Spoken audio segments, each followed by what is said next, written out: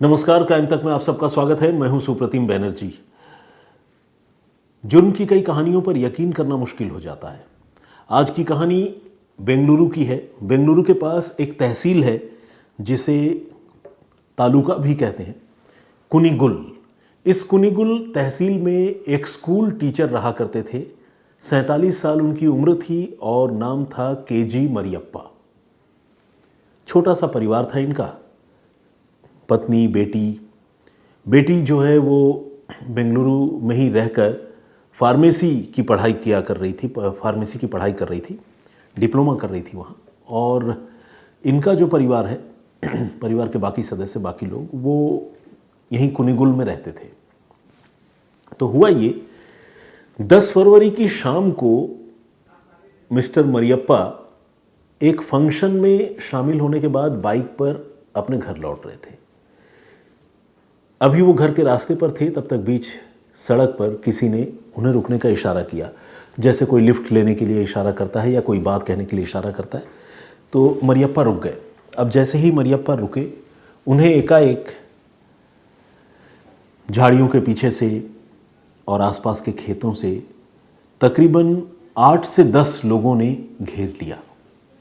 और इससे पहले कि मरियप्पा कुछ समझ पाते, उन लोगों ने उन पर तेज़ धार हथियारों से हमला कर दिया और देखते ही देखते उनका सिर काटकर उनके धड़ से अलग कर दिया।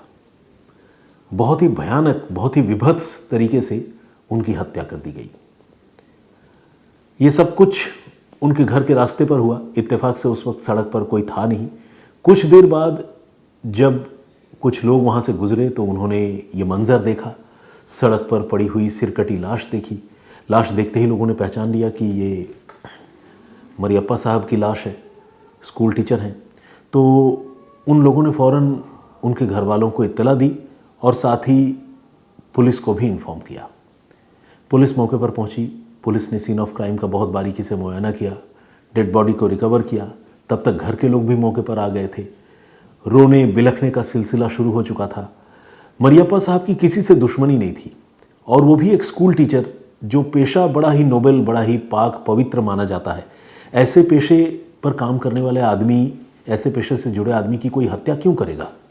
तो पुलिस के लिए इस केस को सुलझाना एक चैलेंज था। चैलेंज इसलिए भी था कि बात सिर्फ हत्या की नहीं थी। जिस बेरहमी से, ऐसे तो हत्या बेरहम ही होती है, कोई रहमदिली से कत्ल नहीं करता, लेकिन उसमें भी डिग्रीज आप मान सकते हैं कि जिस तरह से गला काट कर बिल्कुल धड़ से अलग कर दिया जाए, वो मतलब एक्सट्रीम कंडीशन है। तो अगर कोई इस तरह से किसी की हत्या करता है तो उसके पीछे भयानक दुश्मनी वाली बात जो है वो समझ में आती है।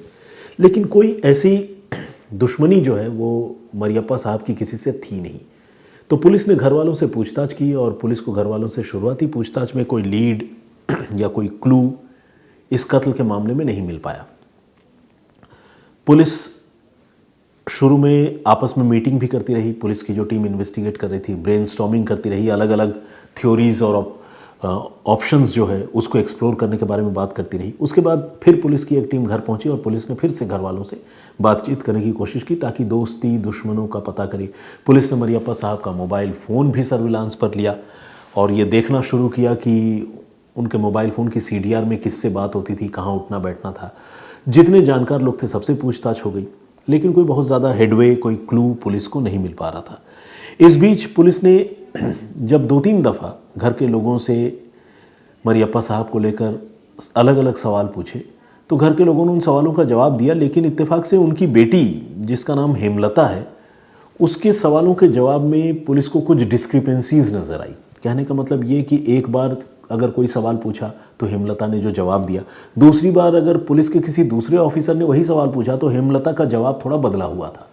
तो ये 2 वजहों से हो सकता है, या तो आदमी कुछ छिपाने की कोशिश करे या तो फिर आदमी से कोई ह्यूमन एरर हो।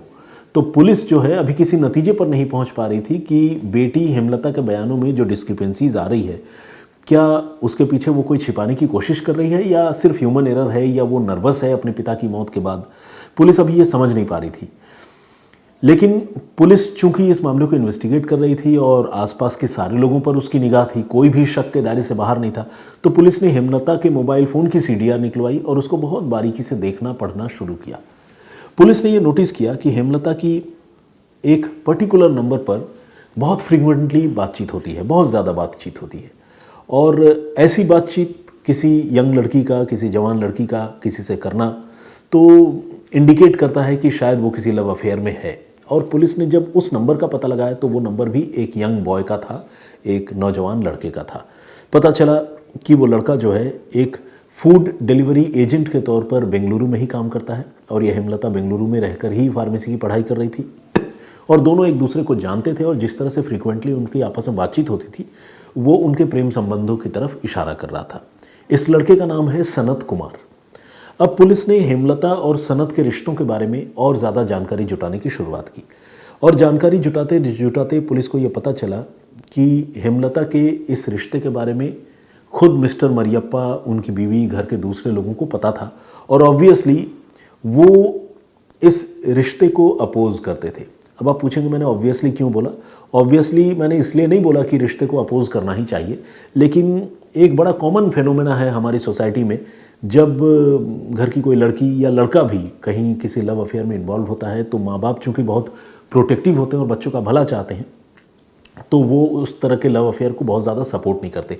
अनलाइक वेस्टर्न सोसाइटी हमारे यहाँ थोड़ी पाबंदियाँ हैं, आप सबको पता है, तो मैंने इसलिए ऑब्वियसली बोला। बहरहाल, तो अब हेमलता और सनत के रिलेशन के बारे में घर वालों को भी पता था और घर वाले इस चीज़ का विरोध किया करते थे।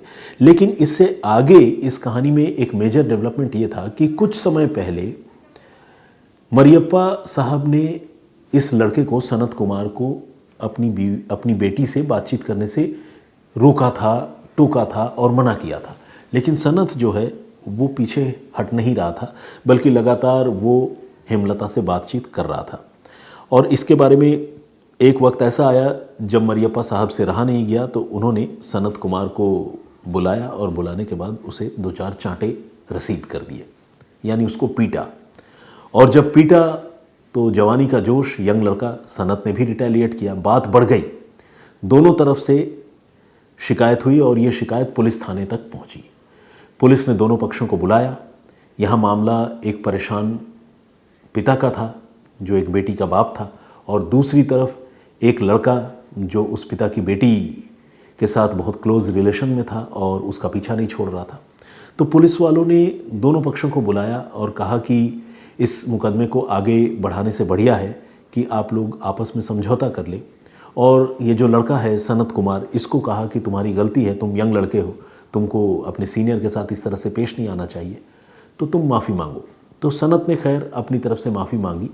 दोनों तरफ से समझाइश की कोशिश हुई, एक दूसरे को समझाया बुझाया लोगों ने। और फिर उन लोगों ने पुलिस थाने में ही ये डिसाइड किया कि अब से वो एक दूसरे की ज़िंदगी इसमें कोई दखल नहीं देंगे, अलग अलग रहेंगे और कोई बातचीत एक दूसरे से नहीं करेंगे। और इसी के साथ वो केस वहाँ पर ख़त्म हो गया, यानी पुलिस ने उस केस को अपने लेवल पर सॉल्व कर दिया, डिस्पोज ऑफ कर दिया। इसके बाद कई दिनों का वक्त गुजर गया तो ये बात, और धीरे धीरे चीज़ें ठंडी भी हो गई, मामला शांत हो गया। ये बात जब पुलिस को पता चली तो पुलिस को लगा कि इस एंगल को भी एक्सप्लोर करके देखना ज़रूरी है कि कहीं ऐसा तो नहीं कि सनत कुमार के मन में मरियप्पा के प्रति कोई गुस्से की भावना हो जिसकी वजह से ये घटना हुई हो। तो पुलिस तो खैर हेमलता और सनत कुमार के मोबाइल फ़ोन की CDR निकाल ही चुकी थी। सनत कुमार के मोबाइल की जो CDR है, पुलिस ने एक बार उसको फिर से एग्जामिन करना शुरू किया और इस कोशिश में पुलिस ने ये देखा कि जिस समय ये घटना हुई थी 10 फरवरी को, उसके 1-2 दिन पहले से सनत कुमार की कुछ अनजान नंबरों पर बातचीत हो रही थी। अनजान नंबर मतलब जिन नंबरों से पहले सनत कुमार की ज़्यादा बातचीत नहीं हुई थी, मतलब कुछ न्यू नंबर्स पर उसकी बातचीत हो रही थी। और पुलिस ने अब जिस जगह पर यह घटना हुई थी, कुनिगुल तालुक के पर्टिकुलर लोकेशन पर, उसके आसपास जो मोबाइल टावर थे उन मोबाइल टावर का डंप डेटा भी कलेक्ट किया। और जब डंप डेटा कलेक्ट किया तो पुलिस ने ये देखा कि उस मोबाइल टावर की हद में, यानी उसके रेंज में, सनत का मोबाइल फ़ोन भी है और उन में से कुछ नंबर, जिन नंबरों पर सनत बातचीत कर रहा है, वो मोबाइल फ़ोन भी है। तो ये सारी चीज़ें जो हैं ये इंडिकेट कर रही थी कि इस घटना से सनत कुमार का कोई ना कोई लेना देना ज़रूर है। अब पुलिस ने सनत पर शिकंजा कस दिया और उसे हिरासत में लिया गया। पहले उसने सारी बातों से इनकार किया, लेकिन जब पुलिस ने सख्ती की तो न सिर्फ उसने अपना जुर्म कबूला, बल्कि उसके साथ जिन लड़कों ने मिलकर KG मरियप्पा की हत्या की उनका भी उसने नाम लिया। वो हथियार भी उनकी निशानदेही पर बरामद हुए। लेकिन इस कहानी में सबसे शॉकिंग और सबसे चौंकाने वाला जो पहलू था वो ये कि ये कत्ल जो है सिर्फ सनत कुमार ने अपने गुस्से के चलते अंजाम नहीं दिया, बल्कि इस कत्ल में खुद केजी मरियप्पा की वो लाडली बेटी, जिसे वो जान से भी ज़्यादा चाहते थे, बेंगलुरु में जिसकी परवरिश के बाद उसकी पढ़ाई करवा रहे थे और उसका एक अच्छा भविष्य देखना चाहते थे, उस बेटी ने, हेमलता ने भी इस कत्ल की साजिश में अपनी भूमिका निभाई थी। यानी मर्डर कॉन्स्पिरेसी में हेमलता और सनत दोनों शामिल थे और इन दोनों ने मिलकर केजी मरियप्पा की हत्या की ये पूरी तैयारी की थी। और अगर ऐसा नहीं होता तो जाहिर सी बात है कातिल जो है बीच रास्ते में घात लगाकर कैसे इंतज़ार कर रहे होते। जब तक कोई घर का आदमी गैरों के साथ या कातिलों के साथ, दुश्मनों के साथ इन्वॉल्व न हो, उन दुश्मनों को कैसे पता चलेगा कि किसी आदमी की मूवमेंट क्या है, और वो भी तब जब वो ओकेशनल मूवमेंट हो, रोज़ आने जाने वाली बात नहीं है। फंक्शन में कोई रोज़ नहीं जाता, लेकिन मरियप्पा उस रोज़ शाम को ही फंक्शन में गए थे 10 फरवरी को, और ये घटना हो गई। तो पुलिस ने फिलहाल तो पूरे केस को क्रैक कर लिया है। अब पुलिस ये भी चेक करके देख रही है कि कहीं इस केस में खुद मरियप्पा की जो पत्नी है उसका भी कोई रोल है या नहीं है। हालांकि ऐसा नहीं है कि उसे किसी ने दोषी माना है या उसकी कोई भूमिका सामने आई है, लेकिन जब तक किसी केस को कंक्लूसिव एंड तक, आखिरी छोर तक नहीं पहुंचा लिया जाए, तब तक पुलिस जो है अगर वो प्रोफेशनल इन्वेस्टिगेशन करती है तो किसी को भी शक के दायरे से बाहर नहीं रखती। और अब मरियप्पा के बीवी की भूमिका की जांच करना पुलिस के इसी प्रोफेशनलिज्म की तरफ इशारा करता है। तो ये थी पूरी कहानी, जिसमें एक बेटी ने खुद अपने पिता की हत्या की साजिश रची, और न सिर्फ रची बल्कि अपने प्रेमी के साथ मिलकर उनकी हत्या करवा दी। इस पूरी कहानी पर आपका नज़रिया क्या है, आप क्या सोचते हैं, प्लीज़ हमें कमेंट करके ज़रूर बताइएगा। कल जो मैंने आप लोगों को एक स्टोरी सुनाई थी, जिसमें मैंने आप लोगों को बताया था कि किस तरह से मुंबई के पास एक जंगल में एक कंकाल मिला, उस कंकाल के साथ एक कंगन था, और उस एक कंगन की वजह से ब्लाइंड मर्डर का वो केस पुलिस सॉल्व करने में कामयाब हो गई। अगर आप इस मर्डर मिस्ट्री को पुलिस ने कैसे सॉल्व किया ये जानना, सुनना और समझना चाहते हैं तो क्राइम तक के प्लेलिस्ट में जाकर सुप्रतिम से सुनिए में आप उस कहानी को सुन सकते हैं। अब कुछ कमेंट्स जो आपने मेरी उस स्टोरी पर किए थे, आइए उनमें से कुछ कमेंट्स मैं पढ़ने की कोशिश करता हूँ। रिजवान साहब ने कमेंट किया है, उन्होंने लिखा है लव फ्रॉम सऊदी अरब, वो मेरे सारे एपिसोड्स देखते हैं, ऐसा उन्होंने अपने बारे में लिखा है। शोमी HMAR ऐसा उन्होंने लिखा है, उन्होंने beautiful style of story telling लिखा है, thank you very much. Sajid Mirza साहब ने भी कमेंट किया है। सरोज का कमेंट है। मौलाना निसार अहमद साहब रेगुलर कमेंट करते हैं।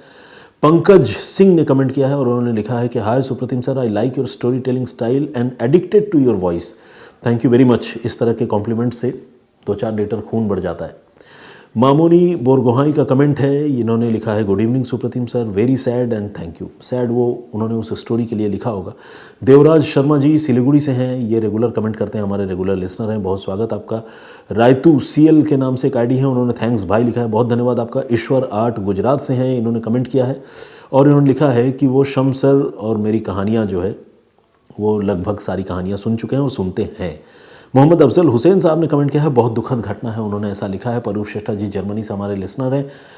OP बिश्नोई भवानीपुरा राजस्थान के बाड़मेर ज़िले से हैं और इन्होंने लिखा है कि वो हमारा प्रोग्राम रेगुलर देखते हैं। राम राम सा, बिल्कुल राम राम मेरी ओर से भी। उमेश भूँया जी ने कमेंट किया है। प्रदीप भाम्बू जी का भी कमेंट है। उमेश भूँया जी मेरे होम स्टेट झारखंड से हैं, लातेहार से। विकास जाधव का कमेंट है। योगेश धरने जी, होमी राय और नाइस स्टोरी हमारे एक दर्शक ने लिखा, लेकिन उनका नाम डिस्प्ले नहीं हो रहा है। और इसके अलावा रीता सैनी ने कमेंट किया है। योगी अजय, गुरप्रीत सिंह, मरियम मोहम्मद, सुनीता झा, तनु मान ने भी कमेंट किया है। और इसके अलावा श्रावणी चक्रवर्ती का कमेंट है, इन्होंने लिखा है अपना स्टोरी टेलिंग भालो लागे, thank you very much. Sameer Khan साहब ने भी कमेंट किया है। अयाज़ खान ने भी कमेंट किया। विनय नासवाले जी और स्टेटस किंग के नाम से आईडी है, ये सुरेश नायक है ओडिशा से, इन्होंने अपनी बात रखी है, अपना नाम ही सिर्फ लिखकर भेजा है, लेकिन बहुत बहुत स्वागत आपका। LK फैशन और JK चंदेगारा इन्होंने भी कमेंट किया है। बहुत सारे और भी दर्शकों ने कमेंट किया है, सारे लोगों के नाम और कमेंट्स एक दिन में तो नहीं पढ़ सकता, लेकिन आप सबसे गुजारिश है कि प्लीज़ यूँ कमेंट करते रहिए। मैं कमेंट्स जो है वो अलग से चुन चुन कर नहीं पढ़ता हूँ, बल्कि रैंडमली पढ़ता हूँ। इसीलिए जिन लोगों को ऐसा लगता है कि वो कमेंट कर रहे हैं उनका नाम नहीं पढ़ रहा हूँ, तो वो प्लीज़ इसको अदरवाइज़ न लें। ये बस इत्तेफाक की बात है कि उनका नाम नहीं पढ़ा है। आज नहीं तो कल उनका नाम मेरी आंखों के सामने से गुजरेगा तो मैं पढ़ूंगा ही। ऐसा तो है नहीं कि कुछ लोग ख़ास हैं और कुछ लोगों ख़ास नहीं है, ऐसा बिल्कुल भी नहीं है। सारे लोग ऑब्वियसली, सारे आप दर्शक जो हैं हमारे लिए बहुत बड़ी धरोहर हैं और इतना सपोर्ट करते हैं, इतना प्यार देते हैं, जिसके लिए मैं जितना भी शुक्रिया कहूँ वो कम है। खैर, फिलहाल मुझे इजाज़त दीजिए। अपना बहुत ख्याल रखिए, सुरक्षित रहिए। जय हिंद, जय भारत।